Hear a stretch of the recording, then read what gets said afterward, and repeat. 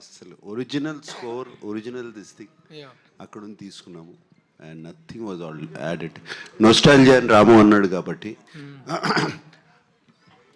36 years ago, whenever we started and released on October 5th, never కల్లో కూడా అనుకోలేదు మళ్ళీ ఇలా కలుస్తామని.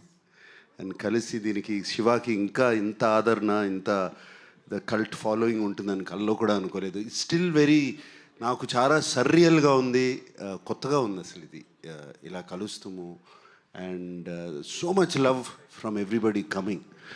అండ్ రాము అప్పుడు ఎంత కష్టపడి సౌండ్ దగ్గర కూర్చుని అన్ని ఈవెన్ ఎఫెక్ట్స్ కానీ అది కానీ చేశాడు. సేమ్ ఇష్టంతో 6 నెలల నుంచి Ram Gopal Varma he has worked on this film. And మీకు ఇంత నచ్చింది, కుక్కల సౌండ్లు వినపడుతున్నాయని మీరన్నా కూడా